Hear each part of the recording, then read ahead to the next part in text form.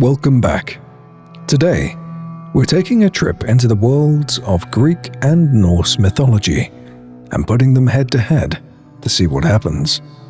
If you enjoy stories like this and you want more in the future, consider subscribing and tapping the bell to be notified when new stories go live every single week. For now, lay back, relax, and enjoy the story. The skies above Midgard had always been a tapestry woven by different hands. In the north, the raw, untamed power of the Aesir and Vanir painted the heavens with the dancing lights of the Bifrost and the fury of Mjolnir's thunder. To the south, the sun-drenched peaks of Olympus stood as a beacon of order and civilization. Its gods, a pantheon of radiant and yet often tempestuous beings. For eons, the two worlds existed in a delicate unspoken truce, aware of each other and yet separated by the vastness of belief and geography. But the threads of fate are often tangled, and a single careless pull can unravel everything. It began not with a bang, but with a whisper, a rumor carried on the salt spray of the Aegean and the biting winds of the North Sea.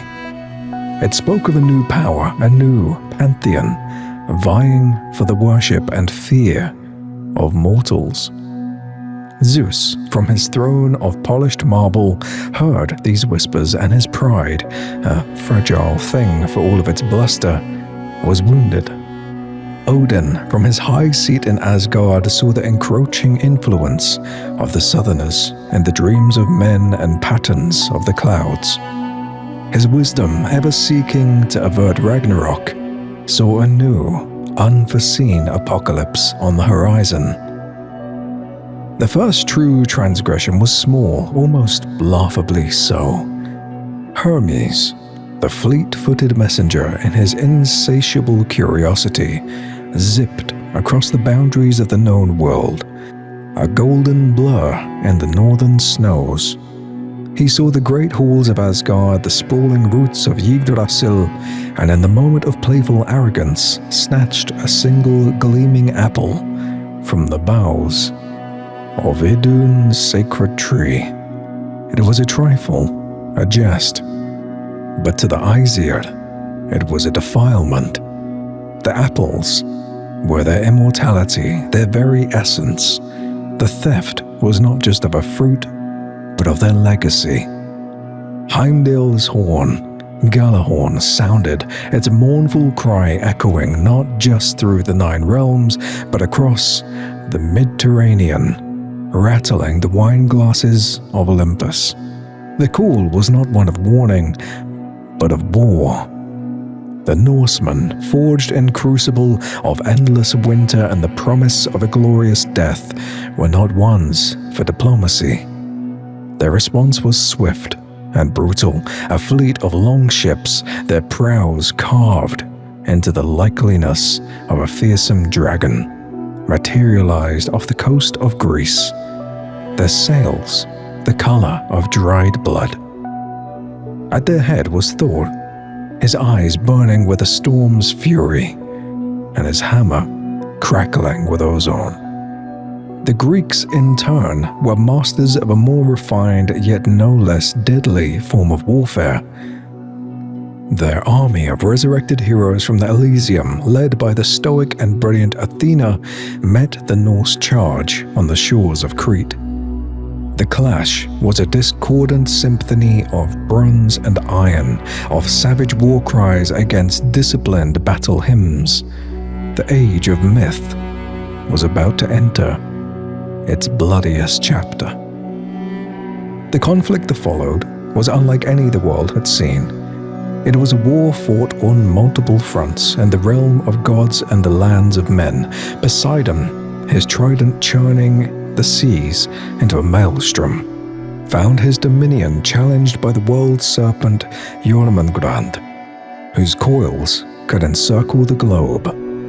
Their battle turned the oceans black with ink and red with the blood of leviathans. In the shadowy realms of the underworld, the grim and silent Hades found his realm of shades invaded by the terrifying legions of hell. The damned of Tartarus rose to fight the dishonored dead of Niflheim, a war of the forgotten and the forsaken. It was a silent, chilling conflict, fought with grasping hands and hollowed eyes, a struggle for the very soul of the afterlife. Above, the skies became a canvas for the duels of kings. Zeus, his lightning bolts, a torrent of divine wrath, met Thor, the son of Odin, in a cataclysmic confrontation that tore the clouds asunder. The master of Olympus was a being of pure, unadulterated power, and his strikes were ever precise and devastating. But the god of thunder was a force of nature, a relentless, unstoppable storm of muscle and might. Their battle raged for days, the very mountains trembling with each impact of lightning against Mjolnir.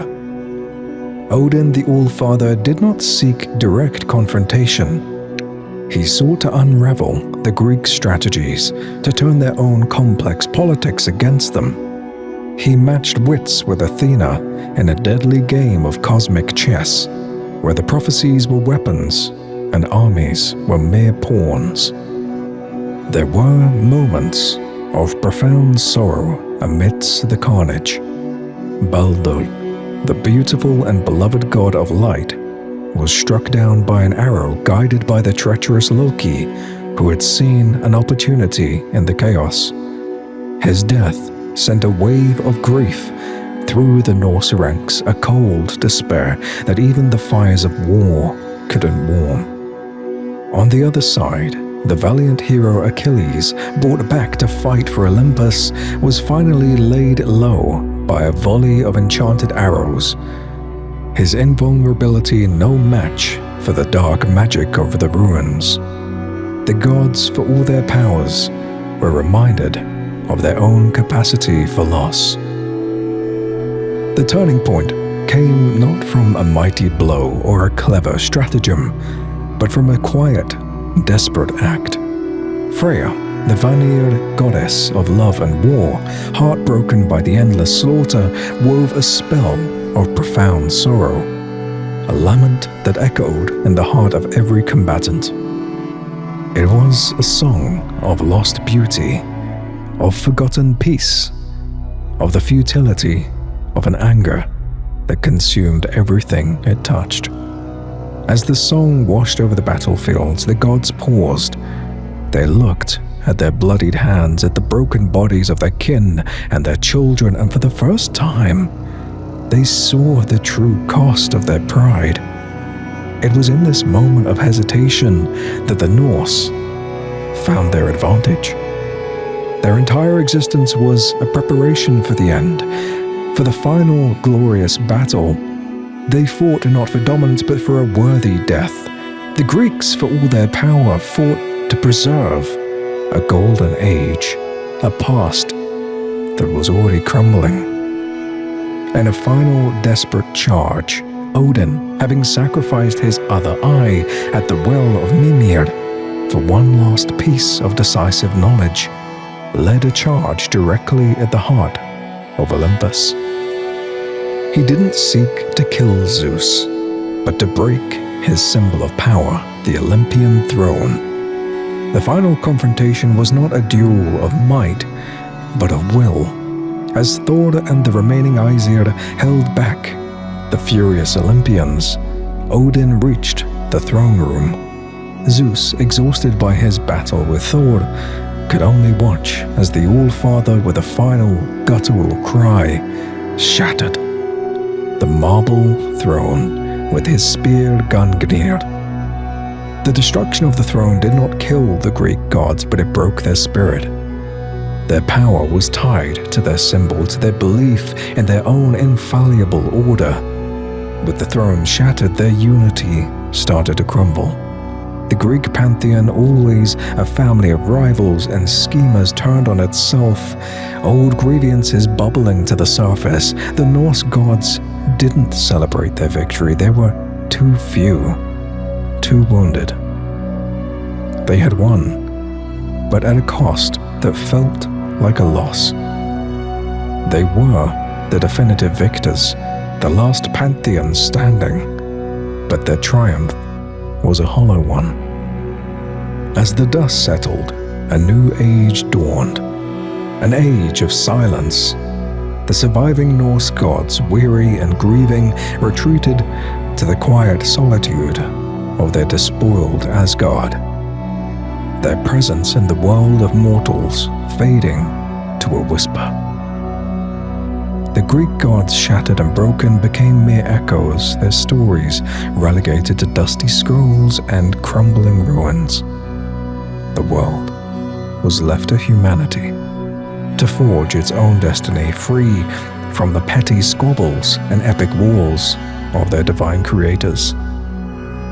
The clash of mythologies had not ended in a new dawn, but in a long, quiet twilight. That's all for this story. If you're still with us, consider checking out another one of our adventures. YouTube should have put a couple on screen for you, and of course, consider subscribing for more calm, weekly stories just like this.